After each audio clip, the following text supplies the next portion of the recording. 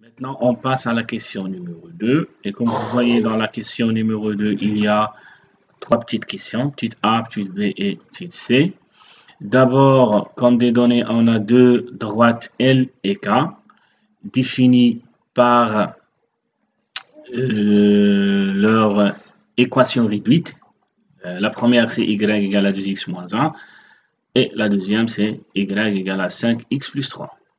Qu'est-ce qu'on cherche? On cherche à déterminer les coordonnées du point d'intersection des droites L et K.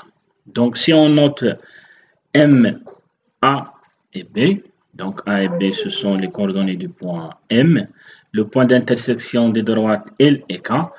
Donc, puisque le point M, c'est le point d'intersection du droite L et K, c'est-à-dire les coordonnées du point M vérifient les deux équations réduites de la droite L et K. Ça signifie quoi?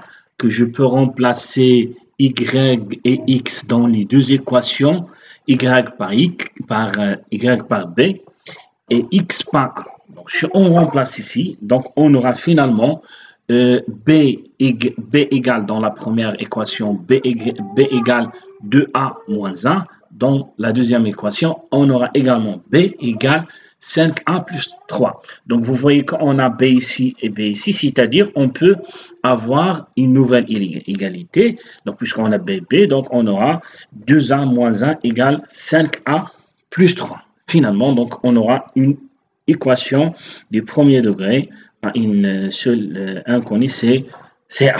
Donc, c'est facilement de trouver la solution de cette équation. 2a moins 1 égale 5a plus 3. Donc, il suffit de séparer les inconnus et les connus entre eux. Donc, si on fait ceci, donc on aura 2a moins 5a est égal 3 plus a. Après la simplification, on aura plutôt moins 3a plus 4 et a, ça va être finalement moins 4 sur 3. Et une fois on a trouvé la valeur de a, donc il suffit de remplacer le a dans l'une des équations réduites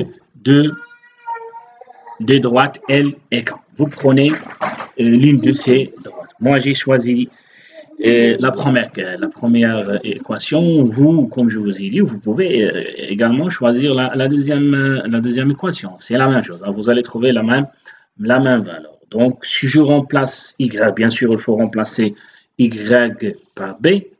Et je vais remplacer a, plutôt je vais remplacer x par a, qui est déjà calculé, qui est égal à moins 4 sur 3.